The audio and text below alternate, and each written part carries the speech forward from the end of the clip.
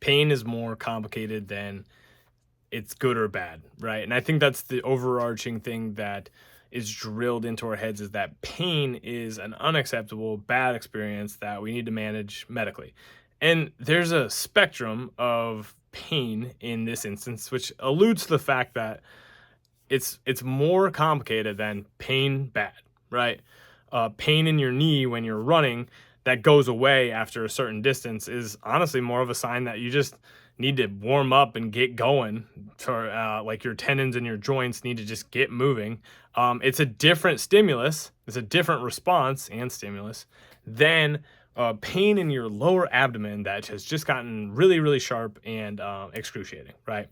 There's all sorts of symptoms and pieces to the pain puzzle that learning to navigate actually really helps you avoid chronic debility. It helps you break out of your body in a way that's really, really advantageous.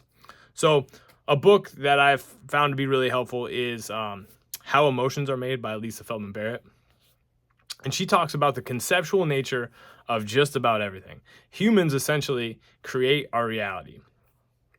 And we basically learn based on the past, based on our interactions with the environment, based on the people we grow up with and who we're exposed to, the concepts that create our reality. And pain is one of those concepts. Pain is a learned experience, right? You learn pain from your parents, the people you're around, the stories that people tell about their body as they get older. You learn all these things. And then we basically interpret them, and that creates our own unique concoction of quote unquote pain. And this is another thing that I want to drive home, is the fact that having some nuanced takes about like what pain means is the same thing as like differentiating between sad and, you know, being depressed, right? Or happy and being excited. The more we kind of are able to put shades on our experiences, the better we can typically handle them. Because pain is not really good or bad. It's information that we can interpret and then figure out how to move forward. And why I say that is because I see too many people get stuck in this, oh, like I'm having pain with this exercise. I must be breaking down, or I must be doing something wrong. And a lot of times it's more of a unique, mix of overarching stress on you as a human.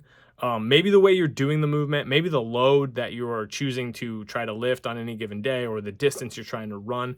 It's a unique mixture of a lot of factors. And the more we can understand those factors and start to modify, the more optimistic we can be about our pain experience. The more we can interpret it in ways that are meaningful and helpful, as opposed to meaningful in the negative.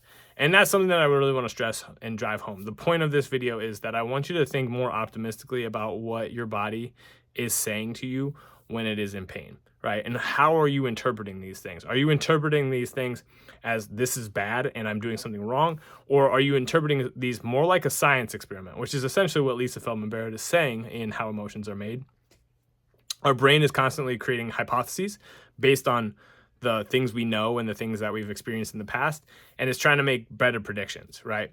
And if you look at pain as if it's something that's bad, or that you did something wrong, or that your body's breaking down, you're actually just using that heuristic, those guidelines to predict that, ooh, something is bad. Whereas if you start to learn more about the fact that, you can get symptoms that don't necessarily mean things are damaged. If you can start to listen to your body and interpret the signals that it's giving better, a lot of good can happen. So be optimistic about what you're feeling, learn to interpret it.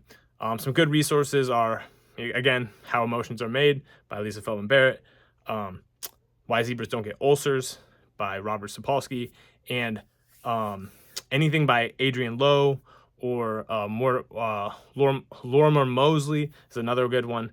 There's a lot of resources on there. Don't just think of pain as something that is wrong mechanically. There's a lot of factors. So investigate those factors and just trust in your body's ability to heal and adapt, and a lot of good things happen. That's all I got for today. Peace.